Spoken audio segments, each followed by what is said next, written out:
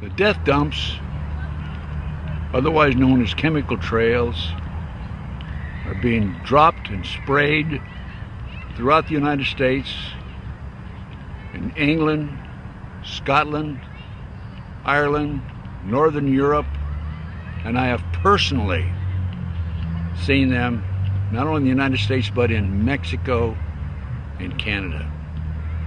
Birds are dying around the world. Fish are dying by the hundreds of thousands around the world. This is genocide. This is poison.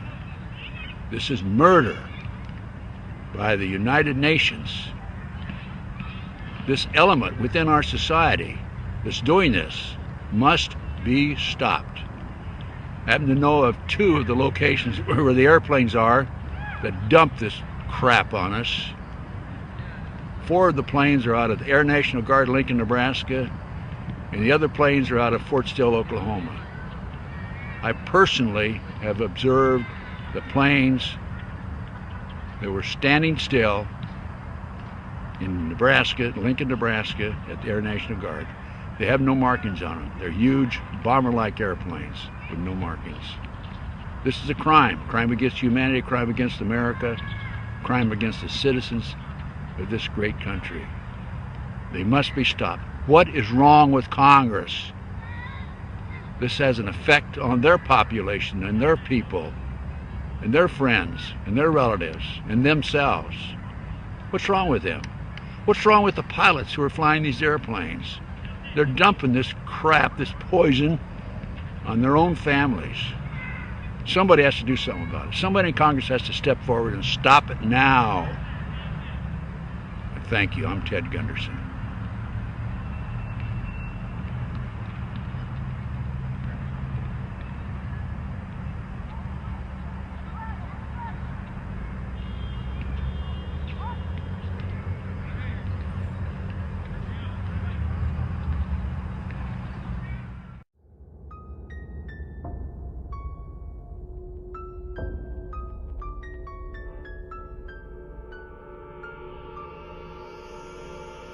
My friend, the late and great Ted O. Gunderson, former head of the FBI in LA, Dallas, and Memphis, requested of me and of his daughter that an autopsy was made of his body. And I thought, well, we had discussed that during his life. If anything were to happen to him, he wanted to find out what made him die. So for 6-7 weeks, he laid in cold storage waiting for an autopsy. I don't know if it's come out formally, but it has been done. You said that with his fingers becoming colored or purple, is that a sign of anything? Yes, that's one of the signs of arsenic poisoning. And several individuals in the past have turned into a black mummy as a result of acute arsenic poisoning, such as Lenine and the John Wilkes Booth double. But I had Ted under some type of treatment for a number of years with a certain special diet, rich in sulfur, rich foods, to neutralize the arsenic. And as a result, his fingernails, which had been dark purple black, had cleared up. But he was very busy in fighting the enemy, and he was receiving 30 phone calls a day, and as a result he did not go down to seek the treatment of alternative medical clinics, which would have subjected him to a process of chelation and other therapies to eliminate all the arsenic. One of the common results of arsenic poisoning is cancer of the bladder. How do you get arsenic poison? Well, unless somebody wanted to kill you. Well, it depends on, it can be occupational, a person working in mining, a person working in the chemical industry. I don't consider him gone. He's still here for what he's done. Ted Gunderson, former head of the FBI in Los Angeles, Dallas, and Memphis. He was opposed to the installation of smart meters, which we refer to as murder meters, and he's opposed to the death dumps that have been going on in this country. In fact, here in Covina, California. If you take a look at the sky, there's the residue of death dumps.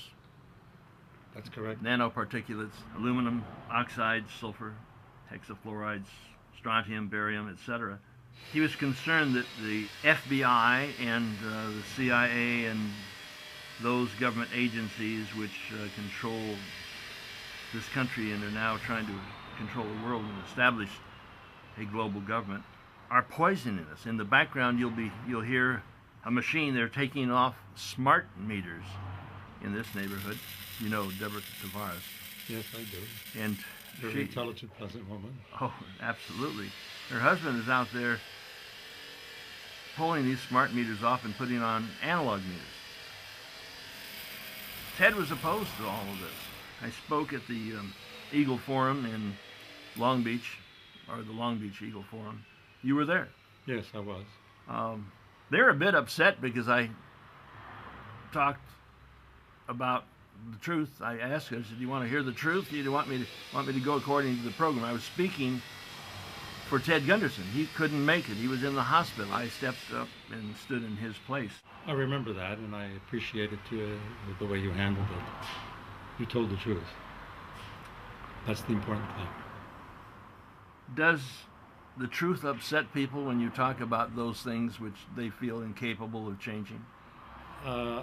I believe so. Some people are restricted to a certain viewpoint, and they want to stress that viewpoint, and they don't want to have Brooklyn interference with that viewpoint. However, I, like yourself, feel that the truth should be told at the opportune time, and Ted would have probably said, I'm sure he would have said the same thing that you said. Well, I felt, speaking for him and knowing him as I did, that he would address those things regardless of whose cage he rattled. He felt that possibly he would be poisoned. Somebody would try to take him out. He'd mentioned several attempts on his life. There's been a couple on mine, at least insofar as gunshots are concerned. When he finally passed, and I felt that he probably would, but we had thumbs up, we felt maybe we could get through this. I was at the hospital with him at the very end.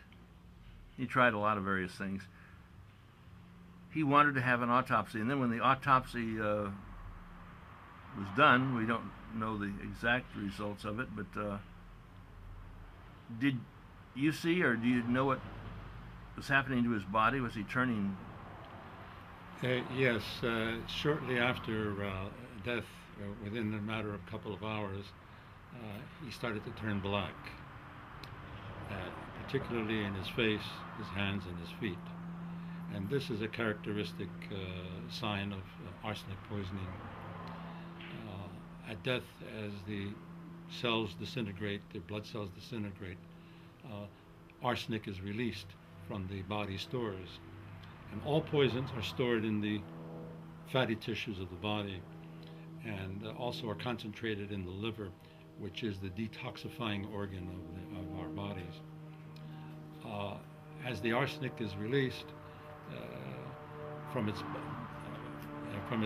complex binding to the tissues, it combines with the sulfur from the disintegrated cells to form arsenic sulfide, which is has a black color. So he had all appearances of being poisoned by arsenic poison. Correct. Which could lead to cancer of the bladder? Well, I strongly feel that the arsenic caused this cancer of the bladder. That is one of the common side effects of arsenic He had poisoning. his bladder removed, as you know. Correct. And it was replaced with a portion of his intestine, and then within about 4 months after, they noted that there was a spread of the tumor outside of the bladder. So Ted was most likely poisoned. Yes, it very definitely was. In fact, about 7 or 8 years ago, I had diagnosed him with arsenic poisoning because I had met him at a conference and noted that his fingernails were black particularly at the base, dark purple black. And so I told him what to do, and Was this due to his attack upon the American Illuminati? yes, very definitely, and also his attack upon the CIA, which is being controlled by the Illuminati. The CIA is the enforcement arm of the CFR, is it not? Correct, that's correct. His investigations led to the city investigation of the McMartin Nursery School, and he had also investigated the Captain McDonald case, where he was convicted of murdering his wife and children, which he did not. But Captain McDonald was attempting to break up the drug ring at the military base that was shipping cocaine, bags of cocaine in the body cavities of the dead soldiers. That would be out of Vietnam. Yes, yes, very much so. That would be coming from the Golden Triangle, the Correct. Kun Sa operation. Correct. So he got the enmity of the certain people in the CIA and the military and others who were using the drug traffic as a means of generating funds in order to stir up revolutions and so on and so forth. So the CIA, rather than stopping drugs, is importing them from Afghanistan, which is the largest heroin producing area in the world today. Correct, correct, very much so. And they use it for their black bag operations. Many years ago, Congress had refused to give money to the CIA unless they listed for what purposes they were to be used. And so the CIA started getting involved in the drug racket. So this is a way of funding black operations. Correct, correct. In your opinion, was Ted Gunderson murdered by an agency of this government? In your opinion, what would be your guess? My speculative guess would be that yes. And he explained to me that he found arsenic dust in his apartment, on his table, on his chairs, and in the air conditioning duct, and also inside his locked car, on the steering wheel, on the seats. So someone who has the ability to enter secretly a car in an apartment house and do all that without leaving any fingerprints indicates someone high up in the circles, so to speak.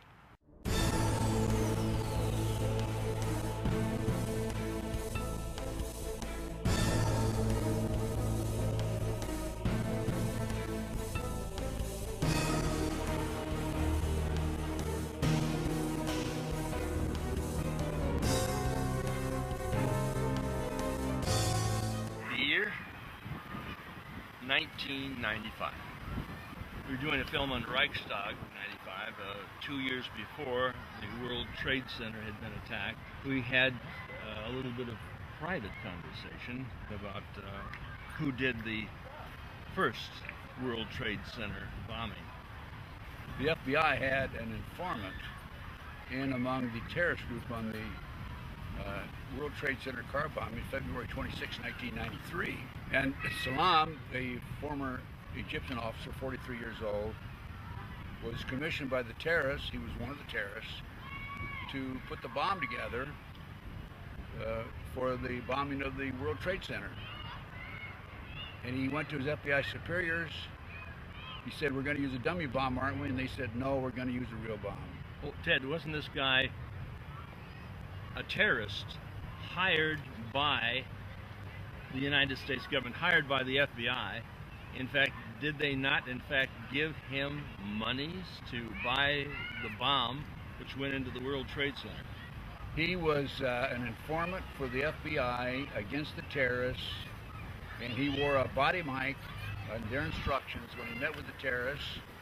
And unknown to the FBI, he wore a body mic when he met with the FBI. And fortunately for him, otherwise he probably would have been prosecuted himself. This came out during the trial, and it appeared in the October 23, 1993 New York Times. This information I'm telling you right now. And so he was told to put the bomb together by the terrorists. The FBI told him, "No, we're going to use a real bomb. We're not going to use a dummy bomb." And the FBI not only furnished the ingredients for they knew in advance that they were going to bomb the World Trade Center car bombing with the car bomb. They furnished the ingredients for the bomb. Well, this is a sting operation, wasn't it? It's a sting operation, yes. But nevertheless, the sting operations can go down without using real bombs. There were 6 people died in that bombing. I think 1,000 people were injured and $500,000 in damage. $500 million. $500 million? $500 million. And there's just absolutely no excuse for this. But that's all part of the ploy by the government, this covert government criminal enterprise. I call it rogue government criminal enterprise. It's all part of the ploy by them. After that, of course, the car bombing of '93, Oklahoma City bombing, and then 9/11, and then all these terrorist acts were designed in order to set up Homeland Security, pass the Patriot Act, and take away many of our constitutional rights and civil liberties. So Ted was most likely poisoned. Yes, oh, it very definitely was. In fact, about 7 or 8 years ago, I had diagnosed him with arsenic poisoning because I had met him at a conference and noted that his fingernails were black, particularly at the base, dark purple black.